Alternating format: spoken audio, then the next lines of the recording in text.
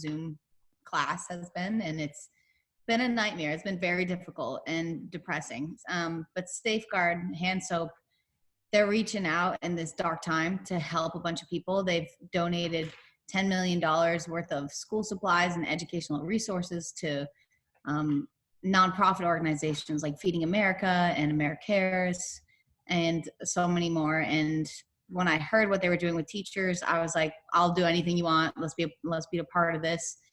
And for teachers, they're going out and donating new hand soap and hand sanitizer, and they're teaching their kids how to wash their hands for more than 20 seconds and to really get in there. And I love that, especially with my cousins. I know how filthy they are, and I know how terrible this time has been for them.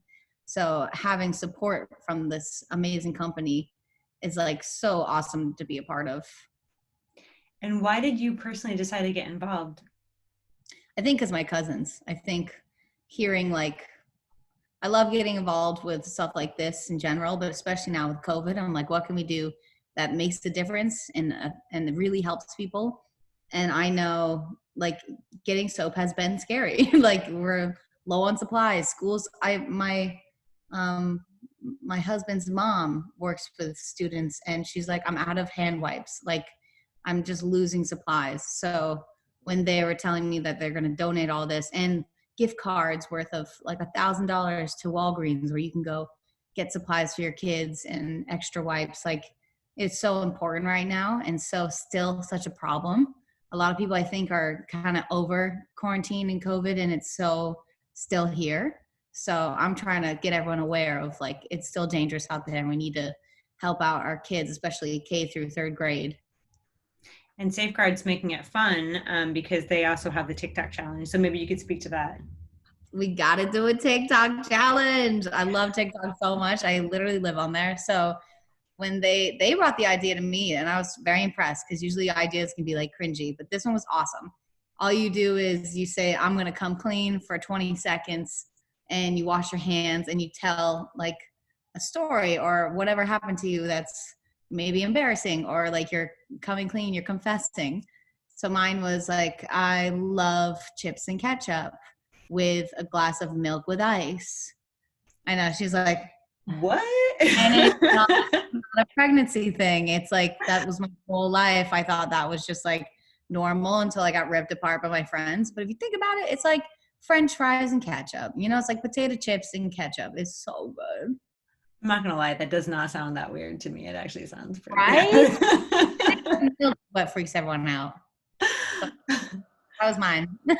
Are you having other cravings right now too? Like other kind of interesting? I've always been salty girl. I just want crunch. And for some reason I have transformed into this new woman of I need sweets. I need sugar. I've never been a sweets girl. I'm literally eating apples with honey on it right now because I need sweet. So, nothing else has been truly weird. I've always eaten weird stuff, but well, congratulations, by the way. That's amazing. We're so excited. What an awesome time too. I mean, like you're releasing your Christmas album. And so is there something on there that, everything has like a little bit of a deeper meaning while you're thinking about, the mom you're about to be? Yeah. When I wrote these songs, like one song we've kind of turned into, this is my baby song now, even though it's like a love song, My Kind of Present. It's an original that I wrote with my brothers, and my younger brother produced it. And so every time I perform it now, I go, you're my kind of present. And I like touch my tummy and I'm like, you're my present. This is the best gift ever. So it's all so magical. And Christmas is like, I'm December 22nd. This is my birthday. That's my wedding anniversary. I'm a Christmas human being. So this was just like too good of a dream come true. And I was planning on getting pregnant. I was trying every month, but I didn't know it would line up so perfectly with this. So it's been awesome. Wow. And I mean, this is obviously something that you cannot wrap up and put underneath the tree. So you're like, how do we announce it? Should I put a bow on my belly? Like there are so many ideas, but yeah. It's the gift that keeps on giving. Yeah, it's awesome. So have you always wanted to put out a Christmas album, or is it just sort of like fortuitous timing since your birthday and holidays? Well, we always knew there'd be one because I'm so like I cry when I see Christmas lights. When I got engaged, we were under a whole tunnel worth of Christmas lights, and I was like, oh my god!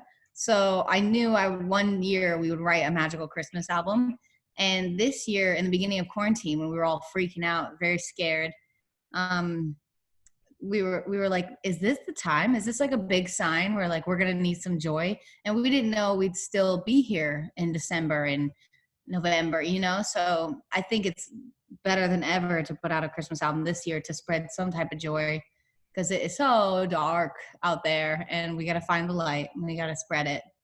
True that. Now, Yeah. has music always been part of your holiday traditions? Oh, yeah. Like, Yeah. what kind of way? Tell me about it.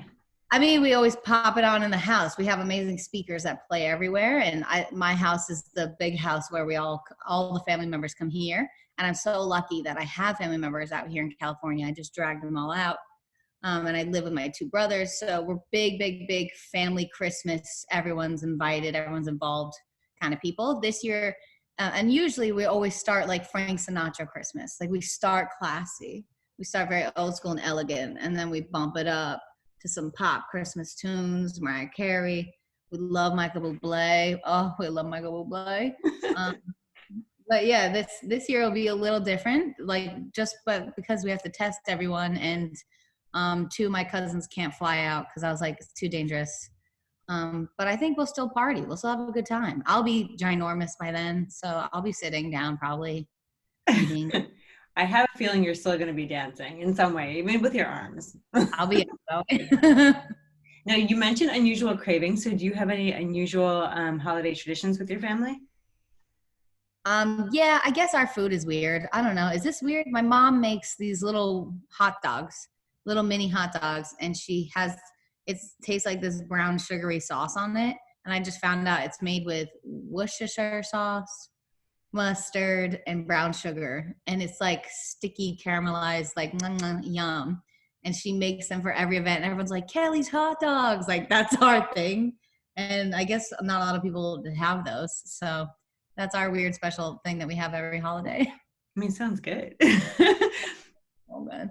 Now, are you and your husband going to be starting some new traditions now that you're about to be parents? Yeah, we do this thing every year where my older brother dresses up as Santa and he like parties really hard. So he's kind of like bad Santa, but he hands out, and you're Santa, you have a job for the evening. You have to hand out on Christmas Eve, we'll get the family together and we'll hand out our gifts to each other. And you have to make sure that person gets their moment because there's so many of us and we're like, who's it from? And we all shine the light on them. But this year my husband is like, I would like to be Santa Claus. I'm joking up about it. And I'm like, do you know the responsibility that job comes with? And he's like, I know. And I think I can do it this year. Because usually we're the little elves on the side and we're helping. But he wants to take over as Santa. So that'll be new. Does that mean that you get to be Mrs. Claus? Yup, 110%. I need an outfit. We always like buy the outfits on Amazon and like dress up fully. So this will be fun. Yes, I didn't even think of that. So cute. I love it. Can't wait to see those photos. So what was your reaction when you found out you were having a boy? Like what was the moment what was the first thing that ran through your head? I did that stupid thing where I look, cause I don't have any friends who are pregnant right now. So I couldn't ask anyone, but I looked online, like early signs of predictions, you know, those like fake things where they're like, if your hips go out like this, or that means it's a girl. And if the heartbeat's really fast, which his was so fast, like it's a girl. So I was like, oh, there's no way it's not a girl. So I had that in my head. And then at 12 weeks, you could do a blood test nowadays. It's a miracle. Usually people have to wait so long, but at 12 weeks, you can do a blood test that tells you. And they called us and my heart was pounding and I was with my husband and I was like, yeah, just tell us. And he's like, what do you think? And Daryl's like, I think it's a girl. And she's like, actually, it's a boy. And that wasn't even like a possibility in my head that it was like being told I was pregnant all over again. And I just started bawling tears of joy, like, oh yeah, it could be a boy. So it was really awesome finding out. And I had to like wrap my head around it for a week. I was like, it's a boy. Did you have to, at that point, like rebuy all new stuff? Like you'd been picking out? Like, I haven't bought a single thing. Kelly Clarkson was like, did you already have a room? Is all your stuff there? I'm like, I haven't bought a single thing because I just noticed nowadays, like I have a list of like, we need these, but I've noticed like companies are sending me stuff already. I got mail that was like from a whole company. I'm like, where's the note of like, here's who it's from. And I was like, I think it's just from the company. Like, so I was like, okay, celebrity life, this is fun. So I was like, maybe I won't buy stuff yet and I'll see what else pops up. It was like a beautiful bassinet, baby delight. Thank you so much for sending it. It was so nice. That is awesome. I don't think I have that much time with you, so I've got two more questions. Okay. And one is, what has this moment in time taught you during the pandemic? Patience. I'm really, really bad. Everyone is nodding their heads because they know how impatient I am as a human being. The pregnancy, the COVID, the scare of it all, I've learned patience and what's important. And that's family and the good people around you, and keep them safe and keep them close. And everybody get tested. And my last question, what to you is the greatest luxury in life and why? Greatest luxury in life? Is it lame if I say love? No, that's awesome. Love. Yeah, my husband spoils me. I'm really spoiled rotten. I got a foot massage all night last night, and he makes me breakfast every morning. Like, he's not a normal dude. He's above and beyond. He's one in a million. So my best luxury in life is my husband, Daryl. You've got a great husband if he gives you foot massages for real.